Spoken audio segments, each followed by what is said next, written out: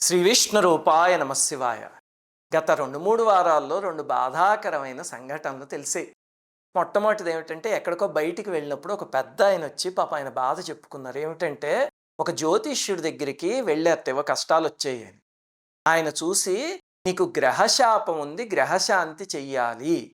నా దగ్గర చూపించుకున్నావు కనుక ఇక్కడే చెయ్యాలి, లేకపోతే నా శాపం తగులుతుంది" అని చెప్పి భయపెట్టి ఏదో శాంతి చేశారట.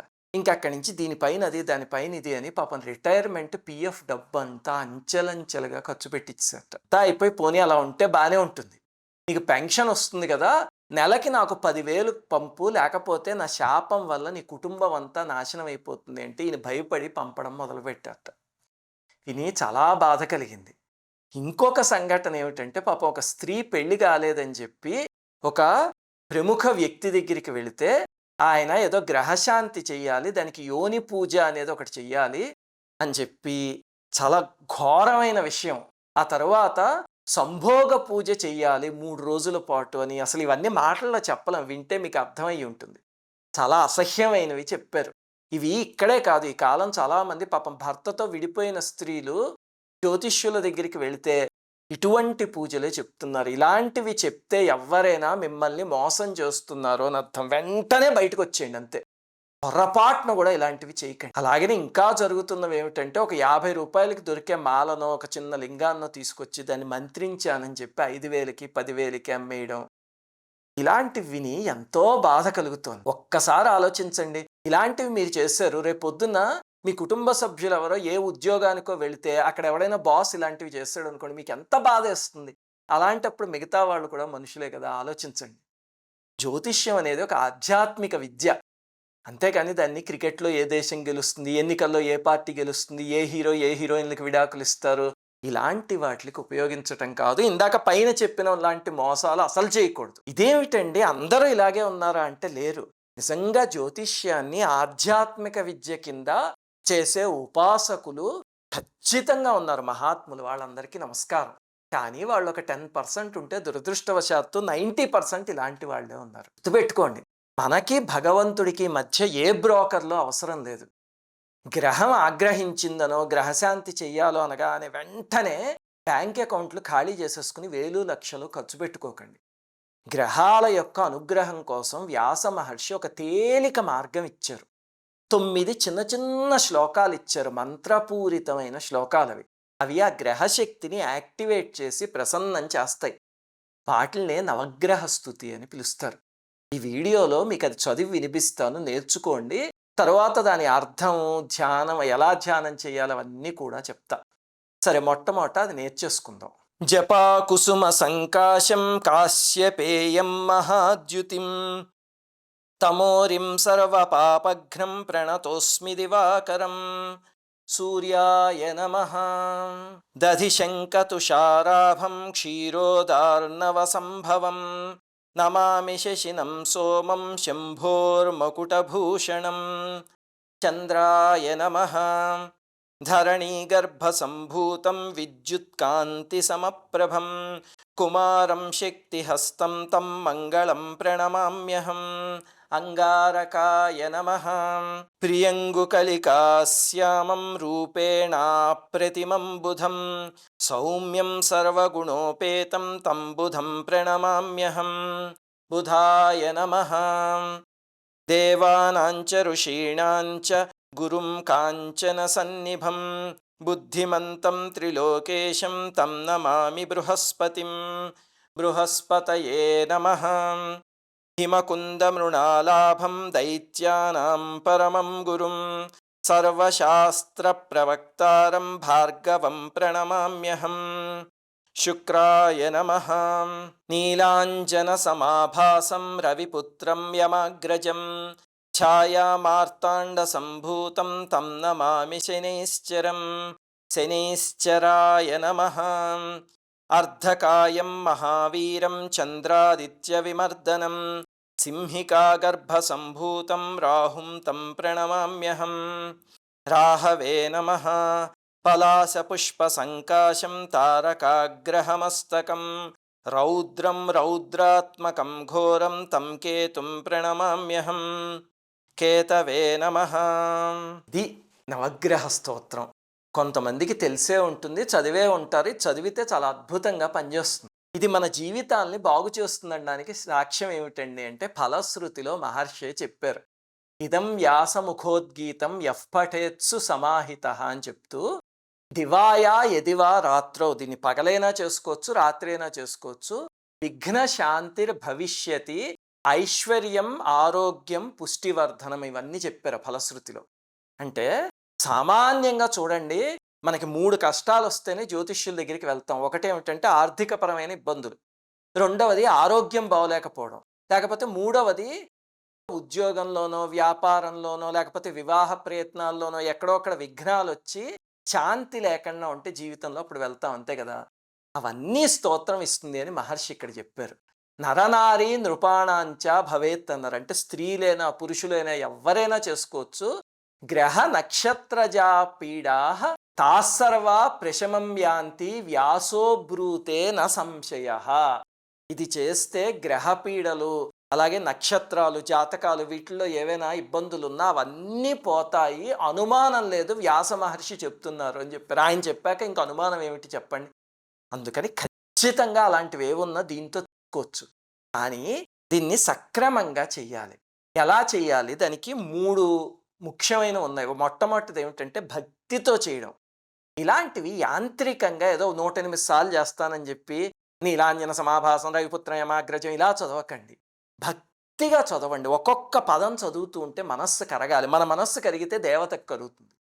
రెండోది ఏమిటంటే అర్థం తెలుసుకుని ఆ దేవతని ధ్యానించండి. ఎలా ధ్యానించాలి అనేది ఈ శ్లోకంలోనే కొన్ని హింట్స్ ఇచ్చారు ప్రతి శ్లోకంలోనూ. అవి మెడిటేటివ్ హింట్స్ అనమాట. అవి పట్టుకుంటే ధ్యానించవచ్చు. ఇంకా మూడవది ఏమిటంటే నిలబడి చదవండి. ప్రతి శ్లోకానికి ఒకసారి సాష్టాంగ నమస్కారం చేయండి పురుషులైతే. స్త్రీలైతే పంచాంగ నమస్కారం చేయండి. నవగ్రహ సూక్తం వేదంలో చదివినప్పుడు సామాన్యంగా ఇలా చేస్తూ ఉంటాం, అందరికీ తెలుసు కదా.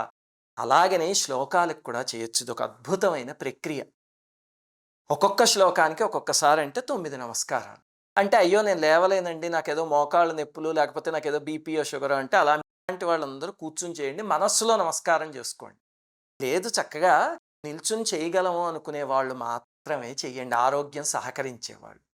సరే, ఇప్పుడు దీన్ని ఎలా ధ్యానించాలో క్లుప్తంగా అర్థంతో పాటు చెప్తా. మొట్టమొదటి శ్లోకం సూర్యభగవానుడికి సంబంధించింది. అందులో జపాకుసుమ సంకాశం కాశ్యపేయం మహాద్యుతిం తమోరిం సర్వపాపఘ్నం అని చెప్పారు. అంటే సూర్యభగవాను ధ్యానించేటప్పుడు జపాకుసుమం అంటే దాసన పువ్వు అంటారు. అంటే మన మందార పువ్వు ఉంటుంది అలాగా. అలాంటి ఎర్రటి స్వరూపంలో ధ్యానించాలిట. మహాద్యుతిం చాలా తేజస్సు, వెలుగున్నట్టు ధ్యానించాలిట. పొద్దున్నే సూర్యుడు పైకొచ్చాక వెలుగుతో వస్తాడు చూడండి, ఆ స్వరూపాన్ని ధ్యానించండి. రెండవది చంద్రుడికి. అందులో దధిశంక తుషారాభం క్షీరోదార్ణవ సంభవం శంభోర్ మకుటభూషణం అని చెప్పారు. ఇవన్నీ ధ్యానం చేసే హింట్స్ అనమాట. అంటే చంద్రుణ్ణి ఎలా ధ్యానించాలంటేట పెరుగు, శంఖం, అలాగనే మంచు, అవన్నీ ఎంత తెల్లగా ఉంటాయో ఆ స్వరూపంలో స్వామి తెల్లటి బట్టలు వేసుకున్నట్టు తెల్లటి ఆకారంలో ధ్యానించాలట స్వామిని. అలాగే క్షీరోదార్ణవ సంభవం అంటే పాల సముద్రం నుంచి పైకి వస్తున్నట్టు ధ్యానించాలి. అప్పుడే కదా చంద్రుడు పుట్టింది.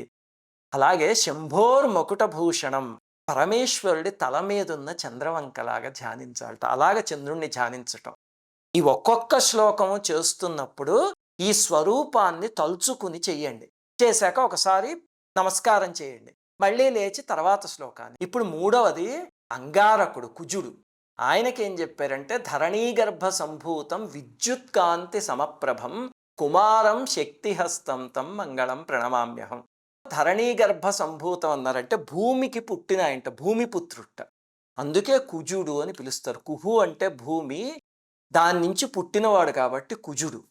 మెరుపు తీగలాగా ప్రకాశిస్తాట. యవ్వనంలో ఉన్నవాట, చేతిలో శక్తి ఆయుధం ఉందిట స్వామికి. అలాంటి స్వామిని ధ్యానించండి. చూడండి ఇక్కడ రంగు ఎలాగ ధ్యానించాలి, చేతిలో ఏం ఆయుధాలు ఉన్నాయి అవి కూడా చెప్పారు. ఇవన్నీ ధ్యానించే క్లూస్ ఇవి.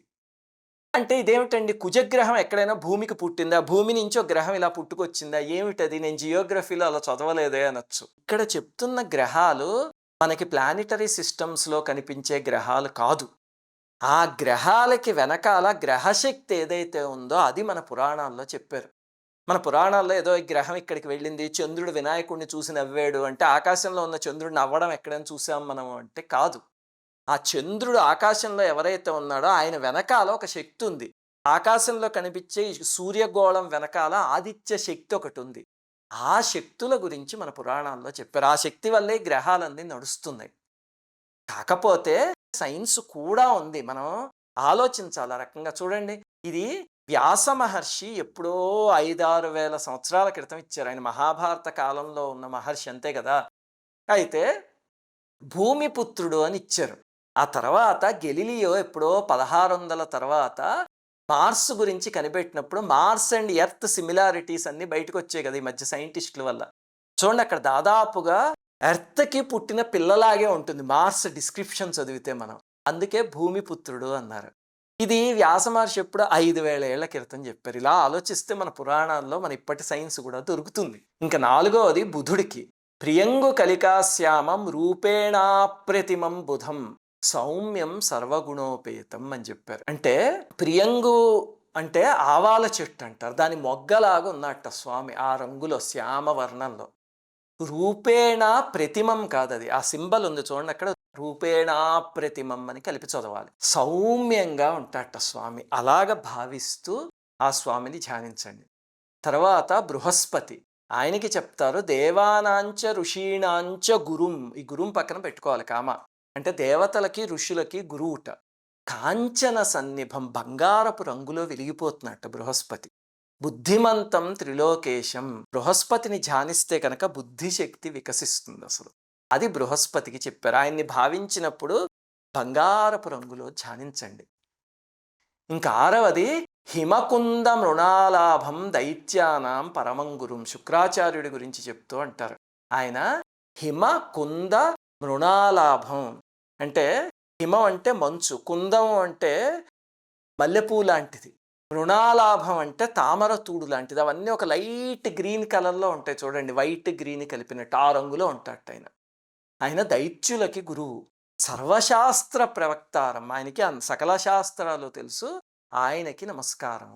అసలు ఈ శుక్రుడు కానీ రాహు కానీ కేతువు కానీ వీళ్ళందరూ కూడా కొన్ని రాక్షస ట్రైట్స్ ఉన్న గ్రహాలు. వాళ్ళని కూడా ప్రార్థించి ప్రసన్నం చేసుకునే మార్గం వ్యాస మహర్షి ఇచ్చారు. అదే ఈ శ్లోకాల్లో ఉన్న శక్తి.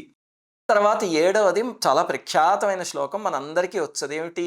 నీలాంజన సమాభాసం రవిపుత్రం యమాగ్రజం ఛాయా మార్తాండ సంభూతం. ఇది శనేశ్వరుడు గురించి చెప్పిన శ్లోకం. నీలాంజన సమాభాసం, కాటుక రంగులో నల్లగా ఉన్నట్టు స్వామి.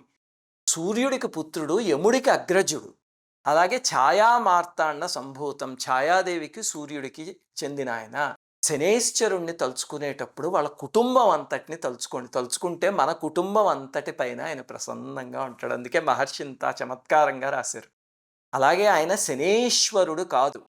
శని ప్రతిష్ఠించిన విగ్రహాలు పరమేశ్వరుడి శివలింగాల్ని శనేశ్వరుడు అని పిలవడం చూసి మనం శనేశ్వరుడు ఆయన పేరు అనుకుంటాం. కాదు, ఆయన శనేశ్వరుడు అంటే నెమ్మదిగా నడిచి వెళ్ళేవాడు అని.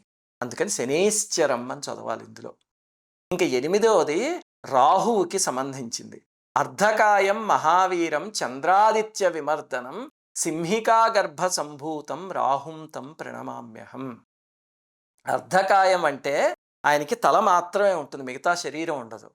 చంద్రాదిత్య విమర్దనం, గ్రహణ సమయంలో చంద్రుణ్ణి సూర్యుణ్ణి కూడా కబళించేవాడు.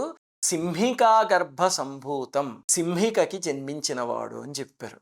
ఏమిటండి ఇది అంటే విప్రచిత్తి అని కశ్యప ప్రజాపతి కుమారుడు ఒక ఆయన ఉండేవాడు. ఆయనకి సింహికకి పుట్టిన సంతానమే ఈ రాహువు కేతువు. తర్వాత అమృతం పంచుతూ ఉంటే అక్కడికి వెళ్ళడం, మోహినీదేవి, ఆ తర్వాత చక్ర ప్రయోగం, ఇదంతా మనకి తెలుసున్న కథే కదా. అక్కడ వచ్చిన వాళ్ళు అనమాట వీళ్ళు. ఇంతకీ ఏమిటండి రాహువు కేతువు నిజంగా సూర్యచంద్రుల్ని మింగుతారా? ఆకాశంలో అలా కనిపించదు, మా జాగ్రఫీ టెక్స్ట్ బుక్లో లేదు అంటే మీకు ఇందాక చెప్పాను కదా.